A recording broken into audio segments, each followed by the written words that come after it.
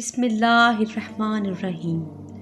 حوض کوثر کی جانب سے آپ سب کو السلام علیکم۔ حضرت عمر بن خطاب رضی اللہ تعالیٰ عنہ نے بیان فرمایا کہ ایک دن ہم حضور پاک صلی اللہ علیہ وآلہ وسلم کی خدمت میں بیٹھے ہوئے تھے کہ اچانک ایک شخص پر نظر پڑی جو رسول پاک صلی اللہ علیہ وآلہ وسلم کی خدمت میں حاضر ہونے کے لیے چلا آ رہا تھا۔ اس کے کپڑے بہت زیادہ سفید اور بال بہت زیادہ کالے تھے۔ اس کے حال سے سفر کے آثار ظاہر نہیں ہو رہے تھے اور ہم میں سے کوئی اسے پہچانتا بھی نہ تھا۔ اس کے اس حال سے تعجب اس لیے ہوا کہ مدینہ منورہ کا باشندہ ہوتا تو ہم اسے پہچانتے ہوتے، اور اگر مسافر تھا تو اس پر سفر کے آثار ظاہر ہوتے اور کپڑے میلے ہوتے۔ وہ شخص چلتے چلتے مجلس تک آ پہنچا، حتیٰ کہ نبی کریم صلی اللہ علیہ وآلہ وسلم کے اس قدر قریب ہو کر بیٹھ گیا کہ اپنے گھٹنے حضور پاک صلی اللہ علیہ وآلہ وسلم کے گھٹنوں سے ملا دیے اور اپنی ہتھیلیاں آپ صلی اللہ علیہ وسلم کے رانوں پر رکھ دی، اور اس نے سوال کیا کہ اے محمد صلی اللہ علیہ وآلہ وسلم، مجھے بتائیے اسلام کیا ہے؟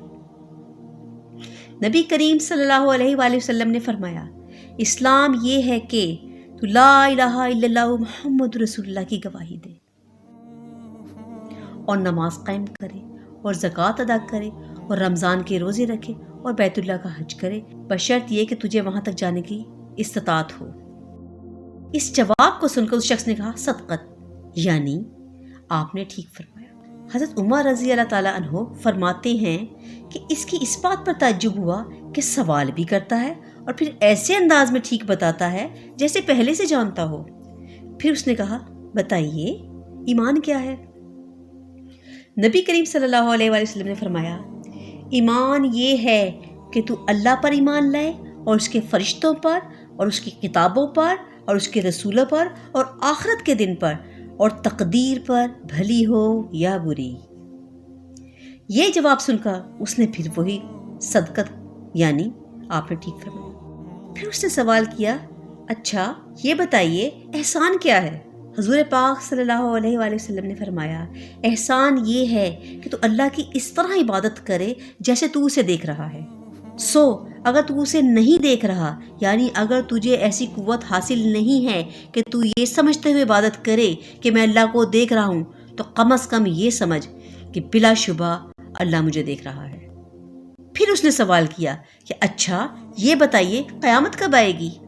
حضور پاک صلی اللہ علیہ وآلہ وسلم نے فرمایا کہ سوال کرنے والا اور جس سے سوال کیا گیا ہے دونوں اس بارے میں برابر ہیں، یعنی نہ مجھے معلوم ہے نہ تم واقف۔ پھر اس نے کہا اچھا تو اس کی نشانیاں بتا دیجئے۔ حضور پاک صلی اللہ علیہ وسلم نے فرمایا، اس کی بعض نشانیاں یہ ہیں، عورتیں ایسی لڑکیاں جنیں جو اپنی ماں کی سردار ہوں۔ ایک نشانی یہ ہے کہ تو ننگے پیر ننگے بدن والے فقیروں اور بکریاں چرانے والوں کو دیکھے کہ اونچے اونچے مکان بنا کر آپس میں فخر کرے۔ حضرت عمر رضی اللہ تعالیٰ عنہ فرماتے ہیں کہ اس سوال و جواب کے بعد وہ شخص چلا گیا اور میں بہت دیر تک سوال سے رکا رہا۔ پھر حضور پاک صلی اللہ علیہ وآلہ وسلم نے خود ہی سوال فرمایا کہ اے عمر، کیا تم جانتے ہو یہ سائل کون تھا؟ میں نے عرض کیا، اللہ اور اس کا رسول ہی خوب جانتے ہیں۔ حضور پاک صلی اللہ علیہ وآلہ وسلم نے فرمایا، یہ جبرائیل علیہ السلام تھے، اس غرض سے آئے تھے کہ تمہارے سامنے سوال کر کے تمہیں تمہارا دین سکھائیں۔ ناظرین، یہ حدیث جبرائیل کے نام سے مشہور ہے، جو بڑے اہم امور پر مشتمل ہے۔